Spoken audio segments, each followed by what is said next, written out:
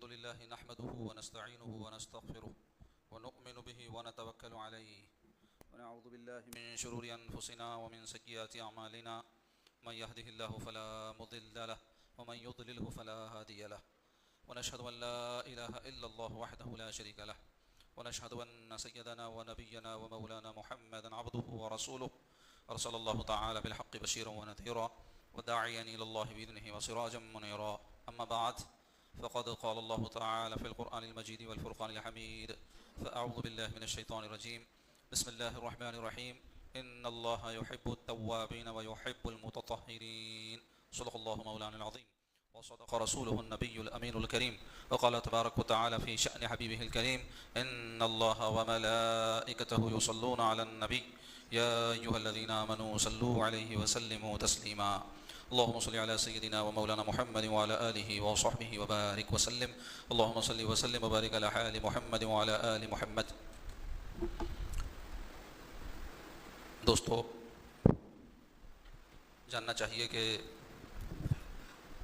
انسان کے لیے حقیقی کامیابی، جس کو عربی میں فلاح و فوز کہتے ہیں، وہ آخرت کی کامیابی ہے، کیونکہ آخرت کی صفت یہ ہے کہ وہ دائمی ہے، ہمیشگی والی ہے، اور اس کے مقابلے میں دنیا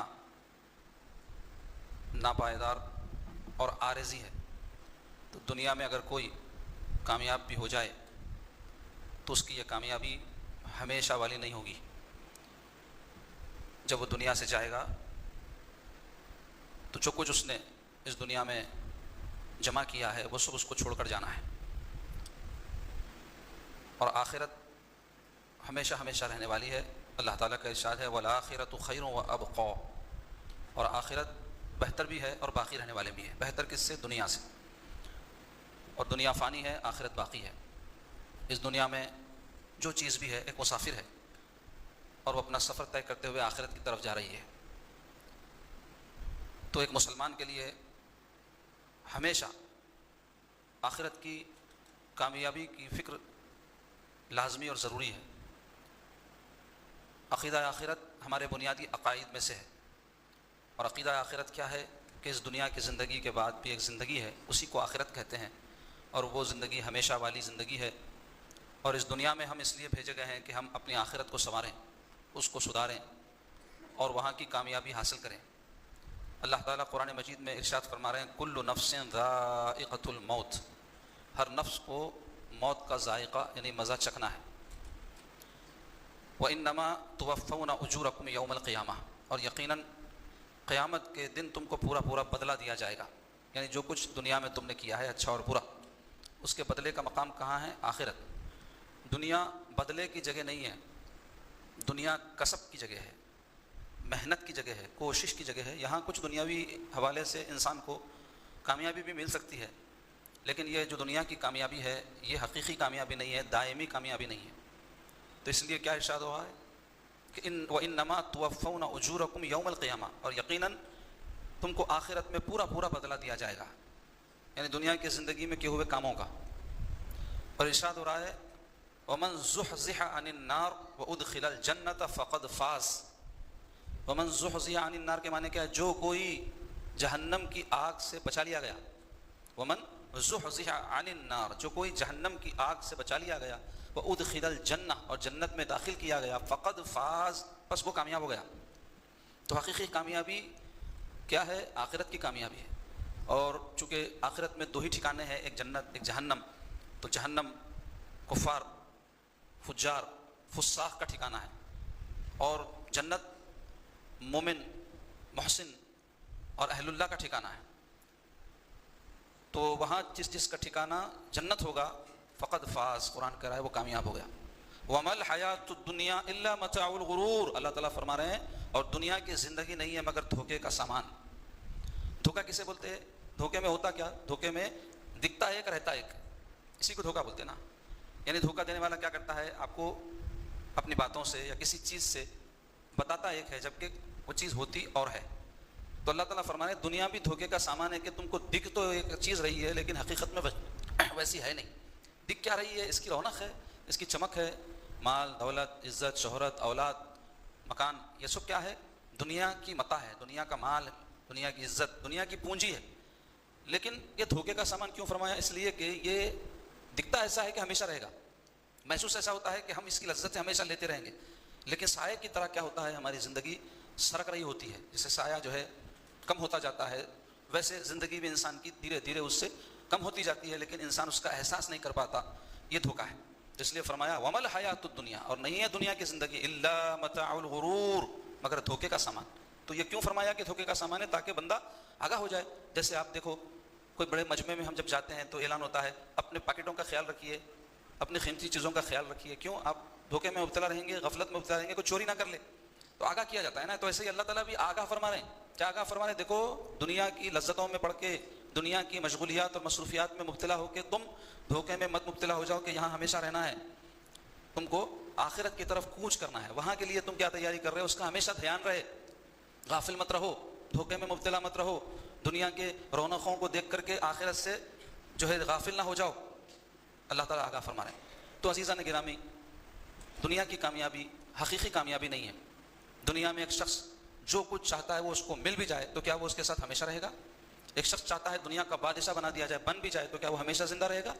موت آئے گی، اس کی بادشاہت ختم ہو جائے گی۔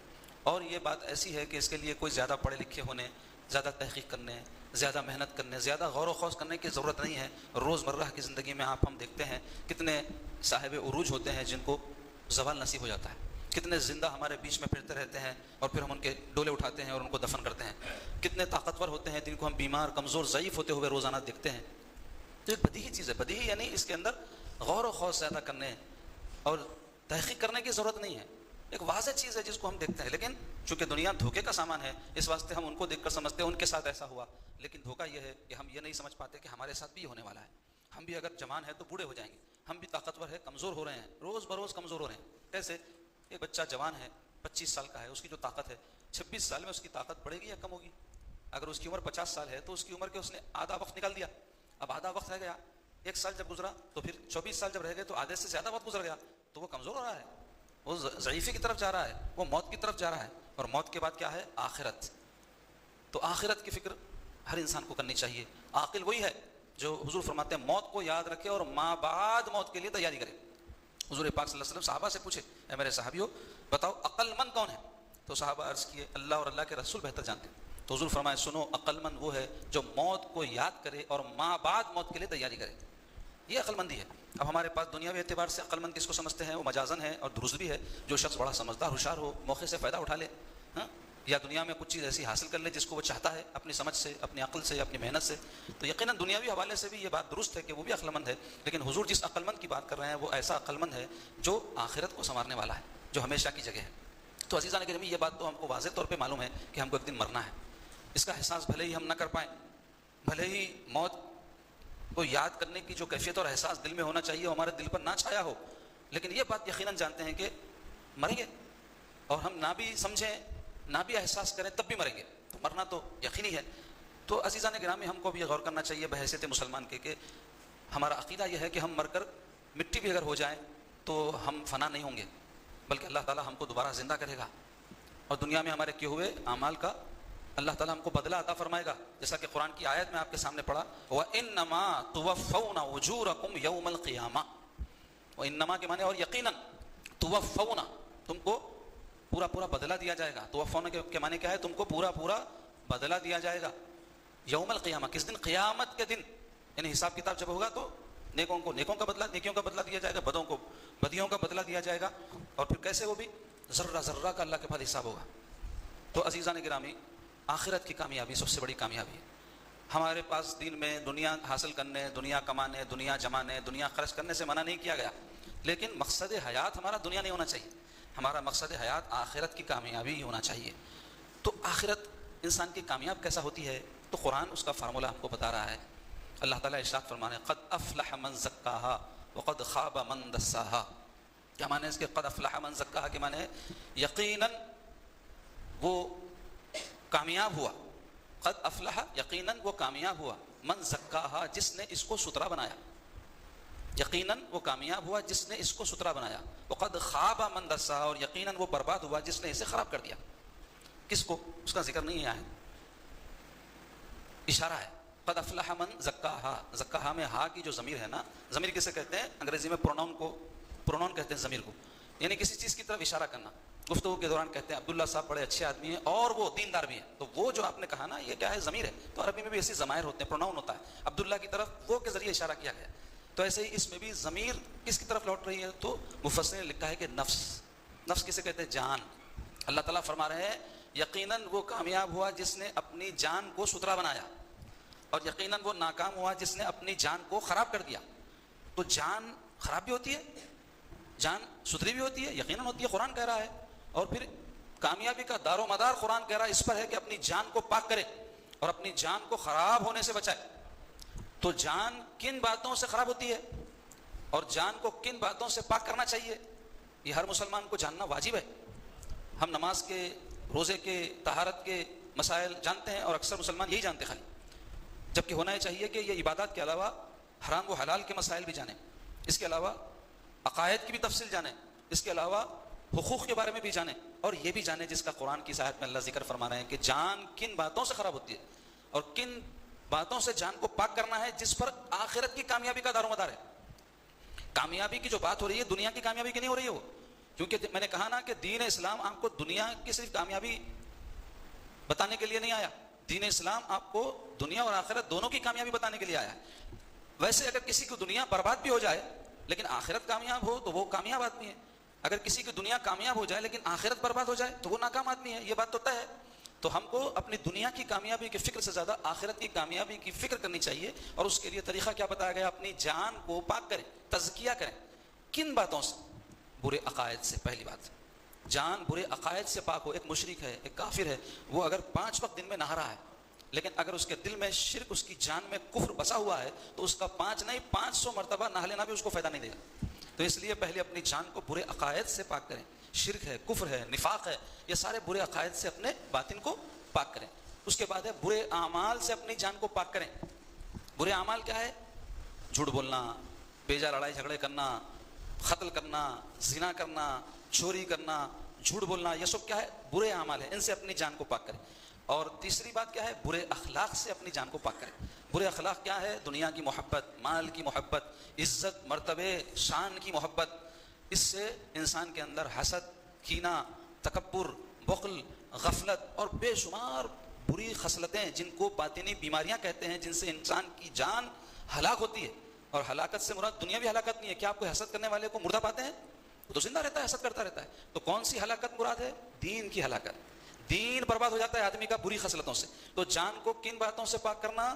بری خصلتوں سے. ان کو صوفیہ اکرام نے کہا مہلکات. اس کو نام دیا انہوں نے. کیا نام دیا؟ مہلکات. تو مہلکات ہلاک کرنے والی چیزیں وہ کیا ہیں جو جان کو ہلاک کرتی ہیں؟ جان کو ہلاک کرنے سے مراد کیا ہے؟ آخرت برباد ہو جائے، دین برباد ہو جائے. وہ یہ ہیں جس کی تفصیل میں بھی آپ کے سامنے رکھا. اور اس کے برعکس اچھی خصلتیں اپنے اندر پیدا کریں جس سے آدمی نجات حاصل کر لے جہنم سے، آخرت برباد ہونے سے بچ جائے. تو ان کو صوفیہ نے نام دیا منجیات، نجات دینے والی چیزیں. وہ کیا کیا ہیں؟ وہ بھی بہت ساری ہیں. جیسے مہلکات ہیں وہ ہیں توبہ، صبر، شکر، ذکر، اور بھی ہیں. تو ایک مسلمان کے لیے کیا ضروری نہیں ہے کہ وہ اپنی جان کو مہلکات سے پاک کرے اور منجیات سے آراستہ کرے؟ تو اس کے لیے ضروری ہوگا کہ وہ ان چیزوں کا علم سیکھے اور ان کے دفع کرنے کے فارمولے اور طریقے بھی سیکھے. کیونکہ کسی چیز کا محض علم آ جانے سے وہ چیز آپ کو فائدہ پہنچاتے ضروری نہیں ہے. مثلا آپ کو علم ہے کہ فلاں مقام پر ایک کام ہے، وہ کرنے سے مجھے 1000 روپیہ ملیں گے، تو آپ محض جان لینے سے آپ کو 1000 روپیہ مل جائیں گے؟ وہ جاننے سے ایک موقع آپ کو ملے گا، لیکن آپ کو 1000 روپے حاصل کرنے کے لیے وہ کام کرنا پڑے گا. تو ایسے ہی اگر آپ جان لیں گے کہ یہ بری خصلتیں ہیں، محض جان لینے سے کیا آپ سے حسد نکل جائے گا، کینہ نکل جائے گا، تکبر نکل جائے گا، غفلت نکل جائے گی؟ ہرگز نہیں. لیکن جانیں گے نہیں تب بھی نہیں نکلے گی، جاننے پر بھی نہیں نکلے گی. جاننے کے بعد اس کو دفع کرنے کے طریقوں کو اختیار کرنا پڑے گا، اپنے باطن کو صاف کرنا پڑے گا، اپنی جان کو پاک کرنا پڑے گا. اس کے لیے آپ کو ضرورت پڑے گی ایک رہنما کی، ایک گائیڈ کی، ایک مرشد کی جو آپ کو بتائے کہ یہ بیماریاں کیسے دور ہوتی ہیں. پھر اس کے ساتھ محنت بھی کرنا پڑے گا، مجاہدہ کہتے ہیں اس کو. تب جا کر آپ کی جان بری خصلتوں سے، برے عادات و اطوار سے، باطنی بیماریوں سے پاک ہوگی. اور ساتھ ساتھ پھر منجیات بھی آپ کو اختیار کرنے پڑیں گے، یعنی توبہ ہے، صبر ہے، شکر ہے، ذکر ہے، زہد ہے، فقر ہے، یہ سب بھی اختیار کرنا پڑے گا. تو عزیزان گرامی، آج انشاءاللہ تعالی منجیات میں سے ایک نجات دینے والی بات کہ کچھ تفصیل میں آپ کے سامنے رکھوں گا. یہ جو گفتگو میری تھی یہ تمہیدی گفتگو تھی، یہ بات کو سمجھانے کے لیے کہ حقیقی کامیابی کون سی کامیابی ہے؟ آخرت کی کامیابی. دنیا کی کامیابی حقیقی کامیابی نہیں ہے، کیونکہ دنیا کا ہر کامیاب موت کے ساتھ ناکام ہو جاتا ہے. موت اس کی کمر توڑ دیتی ہے، موت اس کے تخت سے اس کو تختے پر لا دیتی ہے، موت اس کو آسمان سے زمین میں دھسا دیتی ہے. تو موت ہر ایک کامیابی کا خاتمہ کر دیتی ہے. تو حقیقی کامیابی کون سی ہے؟ آخرت کی کامیابی. اور وہ کامیابی کیسے حاصل ہوتی ہے؟ تزکیہ نفس سے. تزکیہ نفس کے بغیر کامیابی نہیں ہو سکتی. قرآن کہہ رہا ہے قد افلح، افلح کہتے ہیں وہ کامیابی کو، قد افلح من زکاہا، وہ کامیاب ہوا جس نے اپنی جان کو پاک کیا. وقد خاب، اور وہ برباد ہوا جس نے اپنی جان کو خراب کر لیا، بری عادتوں بری خصلتوں میں مبتلا کر دیا. تو اب پتہ چلا تزکیہ نفس کے بغیر انسان کو کامیابی نہیں ہو سکتی. تو تزکیہ نفس کے لیے بری خصلتوں سے باطن کا پاک ہونا اور منجیات سے آراستہ ہونا ضروری ہے. اور یہ جیسے میں نے کہا یہ تقریری موضوع نہیں ہے، یہ تعمیلی عمل کا موضوع ہے. پریکٹیکل طور پہ اس کو اختیار کرنے کا یہ موضوع ہے، لیکن اس کے لیے ترغیب دلانا، اس کے لیے توجہ دلانا، شعور بیدار کرنا ضروری ہے نا. ایک آدمی کو جب تک آپ سانپ کے کاٹنے سے کیا نقصان ہوتا ہے بتائیں گے نہیں، سانپ سے بچے گا کیسے؟ جب تک کہ ایک بچے کو بتائیں گے نہیں کہ لائٹ کے کھٹکے میں اگر وہ انگلی ڈالے گا تو اس کو شاٹ لگے گا، وہ رکے گا کیسے؟ کبھی سننے کے بعد بھی نہیں رکتا، شاٹ کھا کے رکتا. کئی شاٹ کھا کے بھی سمجھ میں نہیں آتا کہ یہ نہیں کرنا چاہیے، شاٹا کھاتے رہتے لوگ، ان کی زندگی ایسی گزرتی. تو بتانا یہ چاہتا ہوں کہ علم بھی ضروری ہے، عمل بھی ضروری ہے، صحبت بھی ضروری ہے اپنی جان کو پاک کرنے کے لیے، تزکیہ نفس کے لیے. کیوں؟ آخرت کی کامیابی کا دار و مدار اسی پر ہے. تو آئیے منجیات میں سے ایک نجات دینے والی چیز یہ سمجھ لیں کہ اگر منجیات نجات دینے والی چیزوں کی ایک فہرست بنائی جائے، اور بزرگان دین نے بنائی ہے اس کی فہرست، تو اس میں نمبر 1 اگر کوئی چیز ہے تو وہ ہے توبہ. توبہ اصل مقصود نہیں ہے، مقصود ہے آخرت کی کامیابی. لیکن آپ دیکھیں مقصد کچھ اور ہوتا ہے، طریقہ کچھ اور ہوتا ہے. اس مقصد کو حاصل کرنے کے لیے آپ چاہتے ہیں کہ دولت مند بنے، تو ایک مقصد ہے آپ کا، لیکن محض آپ یہ چاہنے سے کہ آپ دولت مند بن جائیں، آپ دولت مند بن سکتے ہیں؟ خواب میں آئی ہوئی دولت آپ کے کام آ سکتی ہے؟ آپ کی آرزو اور تمنا دولت حاصل کرنے کی آپ کو دولت مند بنا سکتی ہے؟ یہ مقصد ہے آپ کا دولت مند بننا. لیکن صرف مقصد اور آرزو اور تمنا سے دولت مند نہیں بنتے، اس کے لیے کچھ نہ کچھ کرنا پڑے گا نا بھائی. تو آپ نوکری کرتے ہیں، آپ کاروبار کرتے ہیں، آپ مزدوری کرتے ہیں، کچھ بھی کرتے ہیں جس سے آپ دولت مند بنے. تو یہ کیا ہوا؟ راستہ ہوا، طریقہ ہوا. تو ایسے ہی مقصود ہے آخرت کی کامیابی، مگر اس کے لیے ذرائع ہیں جس کو اختیار کرنا ہے. تو اس میں پہلا اسٹیپ، پہلا قدم توبہ ہے. توبہ کے معنی کیا ہوتے ہیں؟ توبہ کے لغوی معنی تو لوٹنے کے. توبہ کسے کہتے ہیں؟ تابا یتوبو عربی میں کہتے ہیں لوٹنا، رجوع ہونا، واپس ہو جانا. کس سے؟ کافر تھے تو ایمان کی طرف لوٹنا توبہ ہے، مشرک تھے تو اللہ تعالیٰ کی توحید کی طرف لوٹنا توبہ ہے، مسلمان ہیں غافل تھے تو اللہ کی یاد کی طرف لوٹنا توبہ ہے، اگر نافرمان معصیت کار تھے تو اللہ کی اطاعت کی طرف لوٹنا توبہ ہے. تو ہر آن بندے کو توبہ کی ضرورت ہے. ایک بندہ نیکوکار ہے تو آپ کہیں گے اس کے لیے کیا کی توبہ، اور نیکوکار بننے کی توبہ ہوگی اس کے لیے، کیونکہ توبہ کے بھی درجے ہیں، کافر کے بھی توبہ ہے، بلکہ توبہ کا تاکید کے ساتھ حکم تو مومنوں کو دیا گیا ہے. قرآن مجید میں اللہ تعالیٰ کا ارشاد ہے یا ایھا الذین آمنوا، اے مومنو، توبوا الی اللہ جمیعا، تم سب اللہ کی طرف توبہ کرو. کس کو حکم ہو رہا ہے؟ مومنوں کو. اور جمیعاً کا جو لفظ ہے حصر کے لیے، حصر نے گھیرنے کے لیے، سب کے سب توبہ کرو بولے اللہ تعالیٰ. تو سب کے سب میں کیا خالی گناہ گار ہیں؟ سب کے سب میں نیکوکارہ بھی ہے، اولیاء اللہ بھی ہیں، بڑے بڑے مرتبہ کے لوگ ہیں. جمیعاً سارے کے سارے توبہ کرو بولے اللہ تعالیٰ. تو سب کے لیے توبہ علماء کہتے ہیں واجب ہے. تو آپ کو خیال ہوگا کہ بھائی ہم سمجھتے تھے توبہ تو گناہ کرنے کے بعد توبہ کرنے والے کو کہا جاتا ہے توبہ کر، اور وہ توبہ گناہ گار کے لیے ہوتی ہے. اس کے لیے اپنے لیول کی توبہ ہے، نیکوکار کے لیے اپنے لیول کی توبہ ہے. کیوں؟ رسول کریم صلی اللہ علیہ وسلم سے بڑھ کر اس کائنات میں کوئی اللہ تعالیٰ کا مقرب نہیں ہے. میرے آقا صلی اللہ علیہ وسلم فرماتے ہیں ایک روایت میں کہ میں دن میں 70 مرتبہ استغفار کرتا ہوں، اور ایک روایت میں میں دن میں 100 مرتبہ استغفار کرتا ہوں. تو علماء نے اس کی تشریح کی کہ رسول اللہ صلی اللہ علیہ وسلم تو معصوم عن الخطا ہے. یعنی آدمی استغفار کس کو کہتے ہیں؟ معافی چاہنے کو کہتے ہیں. تو غلطی کرا تو معافی چاہیے گا نا. رسول اللہ صلی اللہ علیہ وسلم تو وہ ہیں جن سے غلطی نہیں ہوتی کیونکہ معصوم ہے. تو پھر حضور پاک صلی اللہ علیہ وسلم استغفار کس بات کا کر رہے ہیں؟ تو بعض علماء نے کہا اس کی تشریح میں اس حدیث پاک کی کہ امت کے لیے استغفار کرتے ہیں رسول اللہ صلی اللہ علیہ وسلم، ان کے گناہوں کی معافی اللہ کے حضور میں طلب فرماتے ہیں. بعض نے کہا اللہ نے حضور کی وہ شان رکھی ہے کہ ہر آن حضور کو ترقی ترقی ترقی نصیب ہو رہی ہے. تو حضور پاک صلی اللہ علیہ وسلم جب ایک درجہ بلند ہوتے ہیں تو اپنے نچلے درجے کو دیکھتے ہیں جس پر پہلے تھے تو اس پر اللہ کے حضور میں استغفار فرماتے ہیں. ایک معنی اور بھی معنی بیان کیا گیا. تو بتانا کیا چاہ رہا ہوں کہ ہم وقت ہر ایک کو توبہ کرتے رہنا چاہیے. آدمی جب توبہ کرتا ہے تو اس کی زندگی میں مثبت تبدیلی آتی ہے. ایک لفظ استغفار آپ نے ابھی سنا. استغفار کے معنی کیا ہے؟ اللہ سے معافی چاہنا. معافی چاہنا ایک زبانی عمل بھی ہے اور اس کے ساتھ تبدیلی زندگی میں لانا معافی کے بعد وہ ایک عملی چیز ہے، اس کو کہتے ہیں توبہ. یعنی آدمی کوئی غلطی کرے، کرنے کے بعد کس سے کہے میں آپ سے معافی چاہتا ہوں، اور پھر وہی غلطی کر رہا ہے، تو اس کی معافی کی کوئی ویلیو ہوگی؟ اس کی معافی چاہنے کو آپ کو اہمیت دیں گے؟ کہیں گے بھائی ایسے ہی بولتے رہتے، یہی کرتے رہتے ہیں. تو توبہ کرنے والا کیا کرے گا؟ معافی بھی چاہے گا، پھر وہ چیز نہیں کرے گا، یعنی وہ لوٹ جائے گا اس غلطی کی طرف سے، واپس آ جائے گا، اور اس سے پھر وہی چیز سرزد نہیں ہوگی. تو عزیزان گرامی، توبہ کی تاکید، توبہ کی فضیلت میں قرآن مجید اور احادیث مبارکہ میں بے شمار ارشادات موجود ہیں، جس کو ہم اگر حوالے کے طور پہ آپ کے سامنے بیان کریں تو وقت زیادہ ہوگا. مقصود ہمارا یہ ہے کہ توبہ کی اہمیت اور فضیلت کو مختصراً آپ کو سمجھانا. تو جاننا چاہیے کہ اللہ تعالیٰ نہ صرف ہم کو توبہ کا حکم دیے ہیں، بلکہ یہ بھی حکم دیے ہیں کہ ہم توبہ نصوح کریں، پختی توبہ. یا ایھا الذین آمنوا توبوا الی اللہ توبۃ نصوحا، قرآن میں اللہ تعالیٰ فرمایا اے ایمان والو تم توبہ کرو پختی توبہ. پختی توبہ کس کو کہتے ہیں؟ اس کو حدیث میں سرکار نے بیان فرمایا، پختی توبہ یہ ہے کہ جیسے دودھ تھنوں سے نکلنے کے بعد دوبارہ تھن میں واپس نہیں جا سکتا، ایسے ہی بندہ توبہ کے بعد جو کام چھوڑ دے اس کی طرف ہرگز نہ لوٹے. اس کو کہتے ہیں توبہ نصوح، پختی توبہ. اس کی تاکید اللہ تعالیٰ نے قرآن میں فرمائی ہے. اور توبہ کی فضیلت میں احادیث مبارکہ میں آیا ہے کہ توبہ کرنے والا ایسا ہے جیسے اس نے گناہ کیا ہی نہیں. کتنی بڑی بشارت ہے، آپ غور کرو. یعنی بندے سے گناہ تو ہوتے رہتے ہیں، جیسے ہی سچے دل سے توبہ کرا یہ بشارت دی جا رہی ہے سارے گناہ معاف، ایسا ہے جیسے اس نے گناہ کیا ہی نہیں. اور رسول اللہ صلی اللہ علیہ وسلم فرماتے ہیں بہترین گناہگار وہ ہے. گناہگار بہترین ہے آپ کی نظر میں، میری نظر میں، یا بدترین ہے؟ ہم گناہگار کو شرابی، کبابی، گنڈا، لفنگا اس کو اچھا سمجھتے ہیں، برا سمجھتے ہیں؟ گناہگار ہے نا بھائی، تو برا ہی سمجھتے ہیں. لیکن سرکار کیا فرما رہے ہیں؟ بہترین گناہگار وہ ہے جو توبہ کر لے، یعنی اس کے سارے گناہ اللہ معاف کر دیتا ہے، وہ بہترین بدترین سے بہترین بن جاتا ہے اپنے توبہ کے ذریعے سے. لیکن شرط یہ ہے کہ توبہ توبہ ہو. توبہ لفظ کا نام نہیں ہے، توبہ عمل کا نام نہیں ہے، توبہ قلبی کیفیت کا نام ہے. توبہ کیا ہے؟ پشیمانی، شرمندگی، گناہ پر افسردگی، دل میں غم، اور ہمیشہ ایک لخلخہ لگا رہے میں نے کیا کر دیا، یہ کیسے ہو گیا مجھ سے، میں نے کیوں کیا. یہ شرط ہے توبہ کی. اگر یہ حاصل نہیں ہے، 1,25,000 مرتبہ تسبیح لے کر کوئی توبہ توبہ توبہ کہتا رہے، اس نے توبہ نہیں کی. یا منہ پر عمر بھر تھپڑ مارتا رہے توبہ توبہ کہتے ہوئے بھی اس کی توبہ نہیں ہوئی. لیکن اس نے یہ سب نہ کیا کہ زبان سے توبہ توبہ بھی نہیں کہا اور نہ منہ پر تھپڑ مارے، دل میں پشیمانی ہوئی کہ میں نے یہ غلط کام کیا اور پھر اس کو آئندہ نہیں کروں گا، اور اس کام کے قریب نہ پھٹکے، توبہ ہوگی اس کی.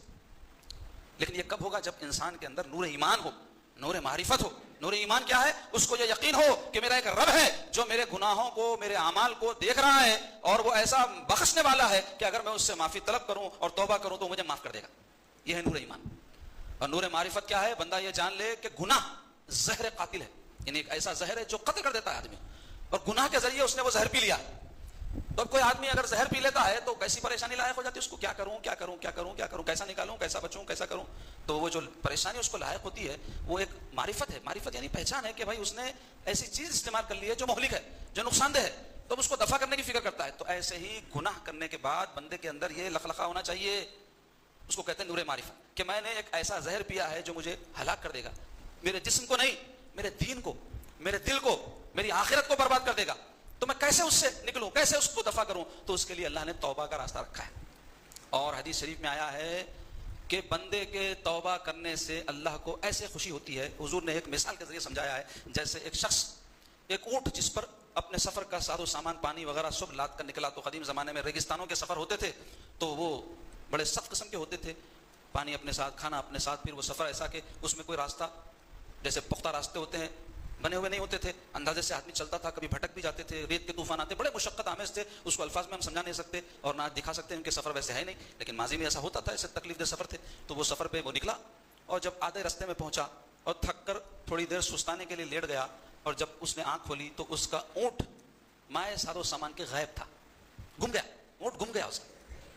اب وہ پریشان ہو گیا کہ پانی اسی پر ہے، کھانا اسی پر ہے، ساز و سامان اسی پر ہے، اور وہ اس مقام پر کھڑا ہے کہ نہ سفر کر کے ادھر جا سکتا ہے، نہ واپس لوٹ سکتا ہے، کہ سواری بھی نہیں ہے. تو وہ بہت ڈھونڈنے کے بعد بھی اپنے اونٹ کو نہیں پایا، تو تھک ہار کے نا امید ہو کر کہ اب وہ مر جائے گا، اس پر غشی طاری ہو گئی اور وہ لیٹ گیا تھک کر. جب پھر دوبارہ اس کی آنکھ کھلی تو اس نے دیکھا کہ اس کا اونٹ مائے ساز و سامان کے اس کے سامنے کھڑا ہے. تو حضور فرماتے ہیں اس شخص کی خوشی کی انتہا یہ ہوئی کہ اس نے خوشی میں اللہ تعالیٰ کا شکر ادا کرنے میں یہ لغزش کر دی، کہنے لگا اے اللہ تو میرا بندہ ہے، میں تیرا خدا ہوں. کیا کہنے لگا؟ خوشی میں الٹا کہہ دیا اس نے. کیا کہہ دیا؟ اے اللہ تو میرا بندہ ہے، میں تیرا خدا ہوں. خوشی سے زبان الٹ گئی، اتنی خوشی ہوئی. تو حضور فرماتے ہیں اللہ تعالیٰ کو بندے کی توبہ پر اس سے بھی زیادہ خوشی ہوتی ہے جیسے اس بندے کو بھی. تو ایسے اللہ کے رحمت کے اور مغفرت کے دروازے کھلے ہیں. اور حدیث پاک میں اللہ نے ایک دروازہ بنایا ہے جب سے اس کو بنایا ہے اس وقت سے اس کو کھلا رکھا ہے، اور اس وقت تک کھلا رکھے گا جب تک کہ سورج مشرق کے بجائے مغرب سے نہ نکلے، یعنی قیامت تک۔ اور وہ دروازہ ہے توبہ کی قبولیت کا دروازہ، یعنی ہمیشہ کھلا ہوا ہے۔ اور حدیث پاک میں آئے بندہ رات میں گناہ کرے اور صبح توبہ کرے، اللہ تعالیٰ کی رحمت اس کو گھیر لیتی ہے۔ دن میں گناہ کرے، رات میں توبہ کرے، اللہ تعالیٰ کی رحمت اس کو گھیر لیتی ہے، اللہ تعالیٰ اس کو بخش دیتا ہے۔ اور ایک حدیث میں آیا ہے کہ آخری سانس بندے کی جو ہوتی ہے نا، اس وقت تک بھی اللہ تعالیٰ اس کی توبہ قبول فرماتا ہے۔ اور حدیث پاک میں شیطان نے کہا کہ میں تیرے بندوں کو بھٹکاؤں گا، ادھر سے آؤں گا، ادھر سے آؤں گا، آگے سے، پیچھے سے، دائیں سے، بائیں سے، اوپر سے، نیچے سے، تو اللہ تعالیٰ فرمائے کہ تو جو کرنا ہے کر لے، میں اپنے بندوں کی آخری سانس تک توبہ قبول کروں گا۔ یعنی اگر شیطان کے بھٹکاوے میں آ کر، اس کی باتوں میں آ کر کوئی گناہ کر لے اور توبہ کر لے، لوٹ آئے میری طرف، تو اللہ تعالیٰ فرماتے ہیں کہ میں اس کو قبول کر لوں گا۔ اس واسطے کیا ارشاد اللہ تعالیٰ کا، هو الذی یقبل التوبۃ عن عبادہ ویعفو عن کثیر، اللہ کی ذات وہ ہے جو اپنے بندوں کی توبہ کو قبول فرماتی ہے اور ان کے بہت سارے گناہوں کو معاف کرتا رہتا ہے، ویعفو عن کثیر، معاف کرتا رہتا ہے۔ تو عزیزان گرامی، ہم کو ہم وقت توبہ کرتے رہنا چاہیے، روزانہ معمول ہونا چاہیے۔ اگر سب کے سامنے نہیں کرنا چاہ رہے ہیں اور کرنا بھی نہیں، اللہ تعالیٰ سے گڑگڑانا ہے، ہم کو اس کے حضور میں گڑگڑانا ہے، تو سونے سے پہلے یا تہجد میں اٹھ کے اپنے گناہوں کو یاد کر کے اللہ کے حضور میں استغفار کرنا، رسول اللہ صلی اللہ علیہ وسلم کا وسیلہ لے کر اللہ کے حضور میں توبہ کرنا، اور انہ هو الغفور الرحیم، اس کا وعدہ ہے بے شک وہ مغفرت فرمانے والا، رحم فرمانے والا ہے۔ اور توبہ کے حوالے سے بے شمار واقعات احادیث میں اور سیرت کی کتابوں میں اور معتبر روایات ہم کو مختلف ذرائع سے ملتی ہیں، اس کی بھی بڑی تفصیل ہے، لیکن بعض ایمان افروز واقعات میں سے میں ایک واقعہ آپ کو سناتا ہوں ترغیب کے لیے۔ اور ویسے تو سب سے بڑی چیز یہ ہے کہ ہم یہ محسوس کرنا شروع کر دیں کہ ہم گناہ گار ہیں۔ آدمی جب غافل ہو جاتا ہے تو وہ اپنے گناہ کو بھی گناہ نہیں سمجھتا، اور حالات ہمارے یہ ہیں کہ ہماری آنکھیں، ہمارے کان، ہمارے زبان، ہمارے قدم، ہمارا خیال گناہ کرتا ہے اور ہم محسوس نہیں کرتے۔ انسان جو ہے دنیا میں جب ملوث اور مبتلا ہو جاتا ہے بہت زیادہ، تو انسان کی جو قوت احساس ہے وہ کمزور پڑ جاتی ہے دین کے حوالے سے۔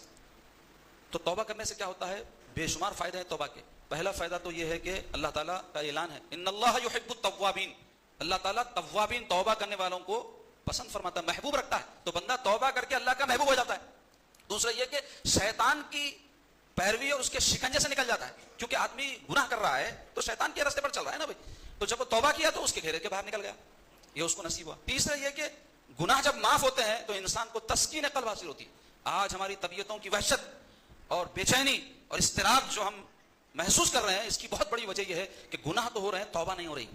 تو ہم کو توبہ کرنا چاہیے۔ توبہ میں کیا ہے، بندہ یہ میں نے اللہ کے حضور میں عرض کر رہا ہوتا ہے، مولا میں خطا کار ہوں، میں گناہ گار ہوں، میں کیا نہیں کرنا تھا کر دیا، تو معاف فرما دے۔ اللہ یہی چاہتا ہے، بندگی یہی ہے۔ بندگی صرف نماز پڑھنے کا نام نہیں ہے، نماز بندگی کا کمال ہے، لیکن بندگی یہ ہے کہ بندہ ہر وقت اپنے کو اللہ کا بندہ سمجھتا رہے اور اللہ کی اطاعت میں لگا رہے اور اپنے آپ کو کمتر، حقیر، عاجز جانے، یہ بندگی ہے۔ تو توبہ اس کا بہترین طریقہ ہے، تو اس کو اختیار کرنا۔ تو توبہ کا ایک ایمان افروز واقعہ جو بخاری اور مسلم شریف میں بھی آیا ہے، جو معتبر احادیث کی کتابیں ہیں، وہ ہے حضرت کعب بن مالک رضی اللہ عنہ کی توبہ۔ کعب بن مالک بڑے زبردست صحابی ہیں، مدینہ طیبہ کے انصار صحابہ میں ان کا شمار ہوتا ہے۔ واقعہ بڑا تفصیلی ہے، میں مختصر کر کے آپ کو سناتا ہوں کہ حضرت کعب بن مالک، حضرت ہلال ابن امیہ، حضرت مرارہ ابن ربیع رضی اللہ عنہ، تین صحابہ ایسے ہیں جن کو اصحاب تخلف کہتے ہیں۔ تخلف یعنی پیچھے رہ جانے والے۔ تو پیچھے رہ جانے والے کیوں کہتے ہیں ان کو؟ ہجرت کے 90 سال ایک غزوہ ہوا جو رسول اللہ صلی اللہ علیہ وسلم کا آخری غزوہ تھا۔ غزوہ بولے تو ایسی جنگ جس میں رسول اللہ بنفس نفیس شریک ہوئے ہوں۔ تو 9 ہجری میں جنگ تبوک ایک ایسا غزوہ تھا جس میں رسول اللہ صلی اللہ علیہ وسلم آخری مرتبہ شریک ہوئے، اس کے بعد پھر حضور کوئی جنگ میں شریک نہیں ہوئے اور حضور دنیا سے تشریف لے گئے۔ تو اس غزوے میں رسول اللہ صلی اللہ علیہ وسلم روم جو اس زمانے میں ایک سپر پاور تھا، اس کی سرکوبی کے لیے جنگ کا اعلان فرمایا۔ 30,000 صحابہ کا لشکر جمع ہوا، یہ سب سے بڑا لشکر تھا رسول اللہ صلی اللہ علیہ وسلم کی حیات پاک کا۔ اس میں صحابہ پورے جوش و خروش سے حصہ لے رہے تھے، لیکن اس وقت اتنے بڑے لشکر کی تیاری کے لیے مال کی کمی تھی۔ 30,000 آدمی کئی دنوں کے لیے جنگ کے لیے جائیں تو کیا کیا چیزوں کی ضرورت نہیں پڑتی ہے، سوچنے کی ضرورت ہے، تو اس کے لیے کثیر مال کی ضرورت تھی۔ اس وقت صحابہ کرام نے بڑی بڑی قربانیاں اور بڑی بڑی جو ہے اپنی خدمتیں پیش کی، اس کی بڑی تفصیل ہے۔ لیکن اس موقع پر سخت گرمی بھی پڑ رہی تھی اور قحط بھی طاری تھا، جس کی وجہ سے مشکلات میں اور اضافہ ہو گیا، اور منافق قسم کے جتنے لوگ تھے وہ سارے کچھ نہ کچھ بہانہ کر کے اس جنگ میں شریک ہونے سے پیچھے رہ رہے تھے۔ لیکن رسول اللہ صلی اللہ علیہ وسلم کے 3 مخلص صحابہ جن کا بھی میں نے نام لیا، ان میں حضرت کعب بن مالک اس حدیث کے راوی ہیں جو سارا واقعہ بیان کیے ہیں، تو وہ اور ان کے 2 ساتھی اس جنگ میں شریک نہیں ہوئے، تو اس لیے ان کو کہتے ہیں اصحاب تخلف، پیچھے رہ جانے والے، جنگ میں شریک نہیں ہوئے، پیچھے رہ گئے۔ تو ان کا ذکر قرآن میں بھی آیا ہے، سورہ توبہ میں اللہ تعالیٰ نے ان تینوں کا ذکر ہونے کی، توبہ کی قبولیت کا بیان فرمایا۔ تو یہ جو تینوں صحابہ تھے، حضرت کعب بن مالک کہتے ہیں کہ میں ان دنوں خوشحال تھا جبکہ لوگ قحط کی وجہ سے پریشان تھے، اور میرے کھجوروں کے باغ میں زبردست فصل بھی آئی تھی، اور موسم سخت گرم تھا. میرے پاس 2 سواریاں تھیں اور کبھی بھی 2 سواریاں میرے پاس جمع نہیں ہوئی تھی. تو میں نے جب سنا کہ رسول اللہ صلی اللہ علیہ وسلم لشکر کشی کا ارادہ فرما رہے ہیں تو سوچا کہ میں بھی ضرور اس میں شریک ہو جاؤں, کہ عام اعلان تھا کہ سب شریک ہوں. تو انہوں نے ارادہ تو کر لیا, لیکن یہ سوچ کر کے ابھی تیاری چل رہی ہے, بعد میں جوائن کر لوں گا, بعد میں شامل ہو جاؤں گا. 1 دن 2 دن 3 دن ہو گئے, نہیں شریک ہوئے. رسول اللہ صلی اللہ علیہ وسلم کا لشکر رخصت ہو کر 3 دن گزر گئے. یہاں تک کہ وہ کہتے ہیں 6-7 دن گزر گئے اور مجھے سستی اور کاہلی نے آ گھیرا, اور گرمی کی شدت, اور گھر میں میرے بیویاں خدمت میں لگی رہتی تھی جس کی وجہ سے میں نہیں جا سکا. اور پھر حضور کا لشکر اتنا دور نکل گیا کہ پھر میں چاہتا بھی تو پہنچ نہیں سکتا تھا.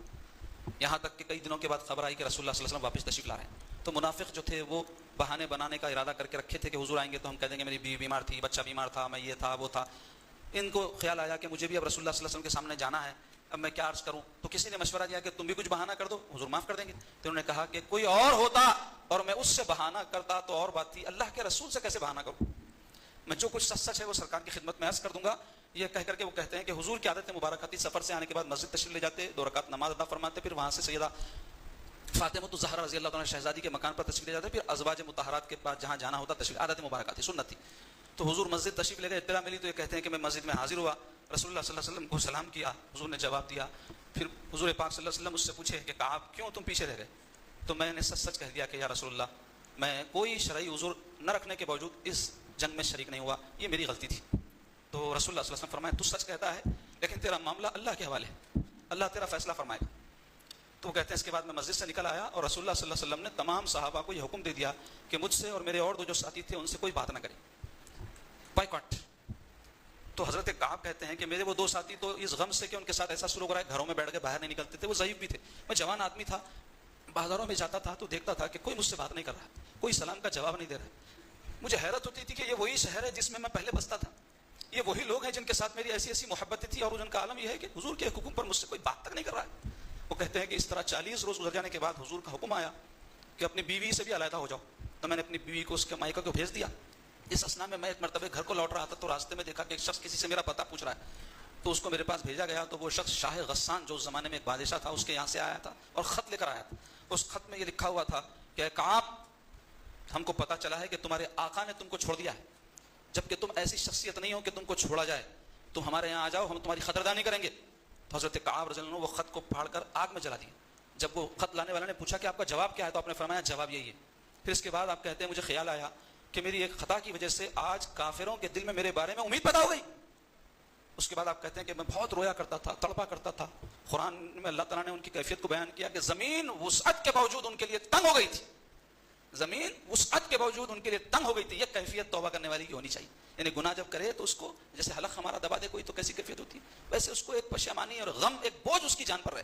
یہاں تک کہ آپ کہتے ہیں 50 دن گزرنے کے بعد ایک شخص دوڑتا ہوا ہے, آ کر کہنے لگا اے کعب تجھے مبارک ہو کہ اللہ نے تیری توبہ قبول فرما لی, رسول اللہ نے بشارت دی ہے. تو وہ کہتے ہیں دوڑتے ہوئے میں حضور کی خدمت میں پہنچا, پہنچ کر سرکار کو سلام کیا تو رسول اللہ نے مجھے جواب دیا اور ارشاد فرمایا کعب تجھ کو مبارک ہو کہ آج کا دن تیرے لیے وہ دن ہے کہ تیری ماں نے جس دن تجھے جنا تھا اس دن سے لے کر آج تک ایسا دن تجھ پر نہیں آیا کہ اللہ نے تیری توبہ قبول کر لی. قرآن میں ان کی توبہ کی قبولیت کی آیت نازل ہوئی, سرکار نے اس کی بشارت سنائی. تو وہ کہتے ہیں خوشی سے میں نے کہا کہ میرا سارا مال اللہ اور اس کے رسول کے لیے وقف ہے, میرا سارا مال اللہ اور اس کے رسول کے لیے وقف ہے. تو سرکار پاک صلی اللہ علیہ وسلم فرمائے کہ اے کعب ایسا نہ کر, کچھ اپنے بیوی بچوں کے لیے رکھ اور کچھ جو ہے لوگ اللہ کی راہ میں خرچ کر دے. تو بہرحال اس واقعے سے کیا پتہ چلا کہ سچی توبہ جب ہوتی ہے تو اللہ تعالیٰ اس کو قبول فرماتے ہیں, اور ہم کو ہمیشہ اللہ کے حضور میں توبہ کرتے رہنا چاہیے. اور توبہ کیا ہے؟ پشیمانی اور عہد کا نام ہے کہ آئندہ اس کام کو ہم انجام نہیں دیں گے